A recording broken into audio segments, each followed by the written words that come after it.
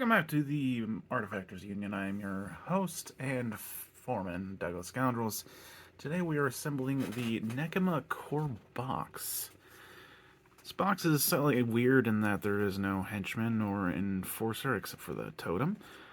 Instead, we've got 4 minions of 2 different cards. So we would have Nekima, the master here, her totem, the Blood Hunter, this eyeless thing. And then 2 sets of 2 minions, the young Nephilim, this gentleman here, and the mature Nephilim, this big boy. Renders on the back, Nekima here being very large and intimidating, the Blood Hunter being a demon pig. The young Nephilim up here, and bigger young Nephilim. Let's look at the sprues. Look at all these chickens. Half this box is size 3 model, so the sprues are just going to be a little bit bigger. This is half of Nekima. And the other half here. We've got the Blood Hunter down here. And then, helpful, the young Nephilim are all on one chunk of sprue, and the mature Nephilim are on their own chunk of sprue. Let's start with Nekima. Here's the 2 chunks of sprue, Nekima together. Let's obviously grab the body first. Then we'll add both legs to it. Then both arms. And that guy. The head. Then the wings. Then both chunks of hair. And lastly, the big ol' sword. A4 is our torso. Next, let's add A8, the left leg and pelvis. It's in nice and snug. Now let's do A6, which is our right leg. Another easy connection. Now we're going to go to A3, which is our outstretched right arm. And the left arm went in without an issue, all looking good. I went back to the drawing board on how to assemble this model, and I think I've got it down finally. I've had to do a couple of revisions, but we're going to go ahead and grab the big piece of hair, which is A11. There's 2 chunks of hair, A10 and A11. We'll do A11, and then we're going to actually put the head onto that bit, which is A7. So we're going to combine A7 and A11, and then we're going to attach that to her back here, which would also attach her head to the body. And once we're done with that, we will glue A10 onto the head, hair, and body all at once. And once all that's done, we do the wings, and then the left arm and the sword. Alright. Combine A7 and A11. Here's A11, and add A7. There's not a lot of wiggle here, so you should be good. Now let's add this to the body. Before and after. Now let's add A10, the other bit of hair, which will go in this vertical crack right here. Goes nice and smooth. Alright, now we can start on the wings. Our left wing on this side is going to be A9. It's going to fit in that crevasse right there, as you see. That was surprisingly easy. Went in without much of a fuss, and it's a very obvious way it's supposed to go. So, oops, wiggle the camera.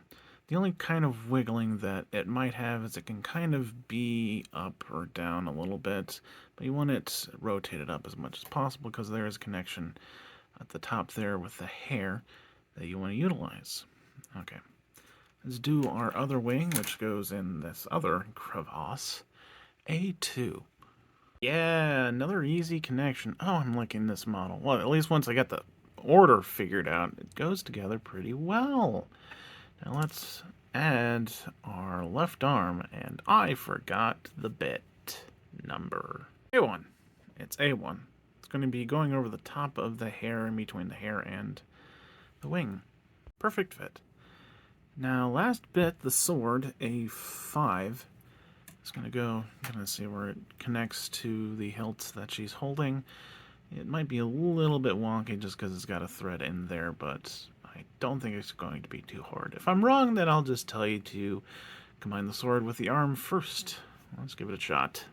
And there we go. I wouldn't say it's perfectly easy. It was the very mildest amount of difficult, and then I just clamped it down with the tweezers and we're good, but you feel free to add it to the arm before you put the arm on. Shouldn't be that hard. Let's get a back look before we go to the overview. There you go. She's She's going to cut off a wing if she swings that thing. Let's put her on a base.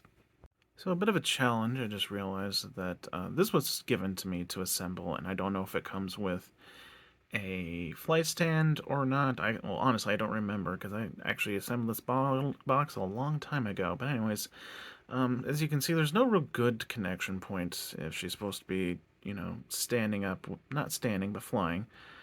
Just like the tippies of her hoovesies are going to be on the base. I could put in a tactical rock or something, but yeah. If it has flight stand, go ahead and use the flight stand. Otherwise, figure out something clever. I think a tactical rock would be just fine. I guess if you don't know what a tactical rock is, it's just a rock you put on the base so that the leaping models, or in this case flying, have something that they can actually attach to the base without using any sort of like flight stand. But I figured this out a long time ago, and I think someone on AWP did as well. There's another thing you can do. If you happen to have the second edition Rasputina box. This is the guy that comes with the Wendigo, which is Rasputina's totem, in the second edition box. I think you might see where I'm going with this. Haha, there we go. Doesn't that look great? Anyways, an easy enough build once you get the build order correct. So, just know that the hair and the wings have a weird interaction, and that doing the hair and the heads together and then putting it on the body is the first step, and then you can slot the wings in there fine. And it'd be a lot harder if you put the left arm on before all that, so wait till the end to the left arm. And I'll put her on something for the end of the video, but I guess I just wanted to show off this lovely little interaction with the second edition model. Okay, let's do the Blood Hunter next. Here's our lovely blind piggy. We've got a body and not a lot else. Let's go ahead and throw the various legs on him. I believe we'll start with C5, and then C6 and C7 are the front legs. After that, we will attach the tongue here to the lower jaw, glue that on to this bit here, and finish up with the top of the head. Start with the body. Let's add C5, our back leg here. No complaints. C7 is our front right leg. Another easy one, so let's move on to our front left leg, which is C6. Problem so far. Now let's clip out C2, and then we'll look at how to attach the tongue. Alright, we're looking at C2. This would be the inside of the mouth we're staring at. You can see where the tongue, which is C4, is going to go right there. There we go. Looks good. Now let's glue this onto the next stump of the body. This is what it looks like. Now let's just add C1 the top of the head and call it good. Alright, this took a little bit of pressure to snap into place, but it's a nice fit. So what you'll need to do is you'll need to fit the snoot in between the front tusks there, and then just press down on the back of the head until it pops into place, and we're done. Blood Hunter. Blood Hunter's all done. Very easy model. Most difficult part was popping the top of the head onto the neck after you know, putting the lower jaw on there. But you can probably resolve that by just gluing the top of the head with the lower jaw and then sliding that on, but you can see that gap there, which I'm going to try and fix after I'm done recording this. The only real concern is making sure you put the tongue on the lower jaw before you connect the top and lower parts. Let's move on to some mature Nephilim now. Of the two mature Nephilim we're starting with, we will be doing the one with the A bits, which is this one here with the wing kind of on the ground. Let's grab the sprue. There it is, pretty simple. Go and get the body, put the pelvis on, then the two legs, the tail, both arms, and then the head. Lastly, we'll do the wing and the wings, and then the last bit of wing. A7 the body, now add A4 the pelvis. That was very easy. But now let's look at the legs, which is a little bit harder to decipher. So they look like fairly similar connection points, but the big difference is the divot here on the right leg doesn't extend into the back of the knee, whereas the divot over here, while shorter, does in fact extend to the back of the knee. So keep that in mind as we look at the legs. Let go. We have A9 and A10, so remember where they are. This one is A9 and this one is A10. A9 has the longer one that doesn't go into the back of the knee, and A10 has the shorter one that does go into the back of the knee. So I believe A9 is going to be our right leg, and A10 is going to be our left leg. A9 and A10. Let's go ahead and jab A8, the tail, in here. The tail is going to wrap around the feet and lay flat on the ground, so keep that in mind as you put it in there. There it is. Also quite easy to do. This is what it's supposed to look like. Now let's go with the right arm first, which will be A5. Yeah, easy peasy. Now let's put A1, the left arm, in there. The orientation's less obvious on this one, but just look at the render and you'll know that's the direction it's supposed to be pointing. Let's put a head on him, A3. Look at that pretty face. There's the seam or lack thereof. So again, easier stuff. Let's slap the big old wings onto his back. That is number A1. There we go. And all done except for the last little bit of wing that's going to go right there. That is bet A6. And there it is attached. It's almost touching the tip of the tail. But that's what you were looking for a seam. He's all done. The True Nephilim number 1 is done. No difficult parts whatsoever. As long as you got, as long as you know which leg goes where, there's no difficulty to this at all. I'm lacking creativity, so we're just going to name this one Wayne. Let's move on to Mature Nephilim number 2. Here's our sprue for Mature Nephilim number 2. Ignore the missing leg. I actually clipped that out when I was building the last one, so just pretend it's there. I've got it next to me, it's fine. Take the torso and add the pelvis. This is very similar to the last one. Then we'll do both legs, the tail, both arms, the head, and the wings. Easy peasy. B5, the torso. Now let's add B3, the pelvis. There we go. Now let's look at our legs. We have the sort of a similar situation. Let's turn this correctly so we can look at it better. His, excuse me. Right leg, which is now on the left side because it's upside down, has the tooth that goes into the back of the knee, and the left leg, which is currently on our right side because it's upside down, does not have the tooth that goes into the back of the leg. Back of the knee, my bad.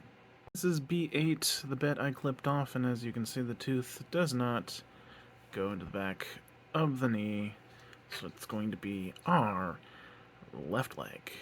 There it is. He is running, so this is the leg that is sticking up. And the one that's planted on the ground is our right leg, which would be B9 in this case. Let's go ahead and attach that. There's the right leg.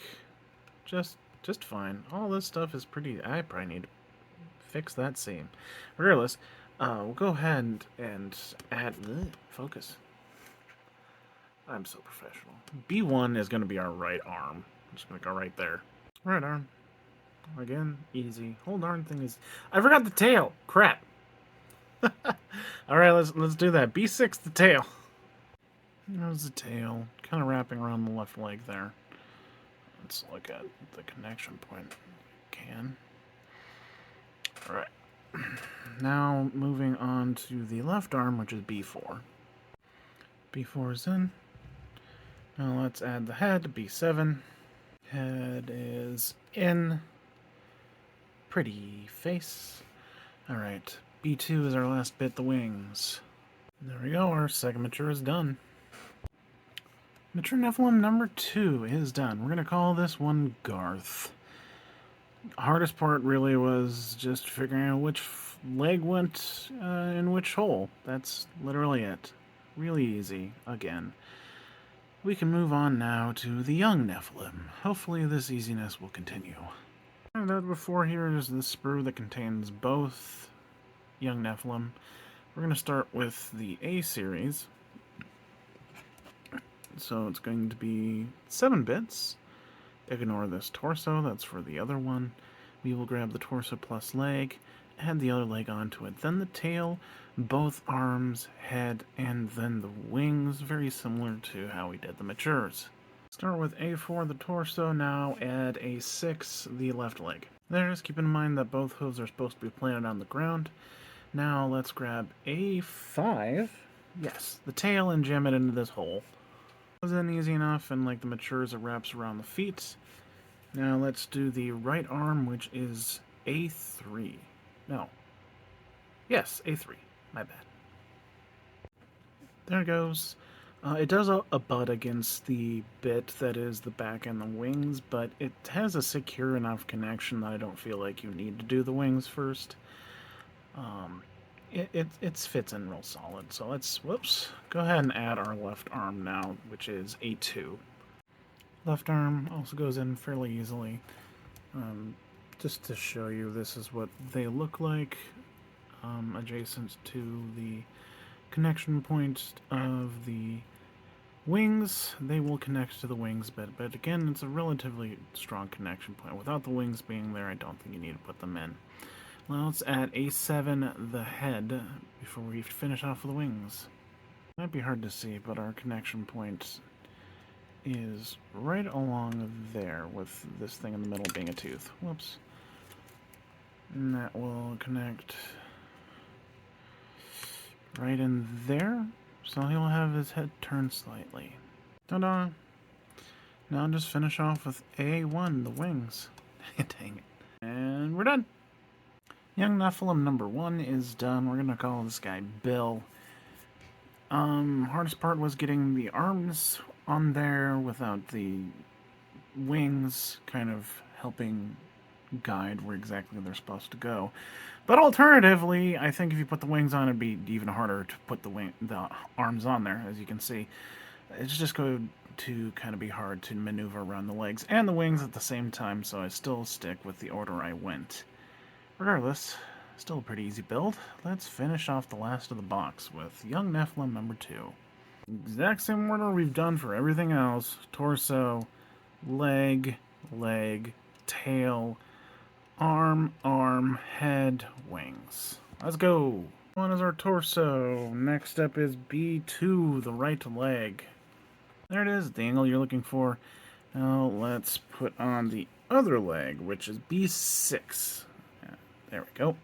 This one also appears to be running, so this hoof is not going to be on the ground.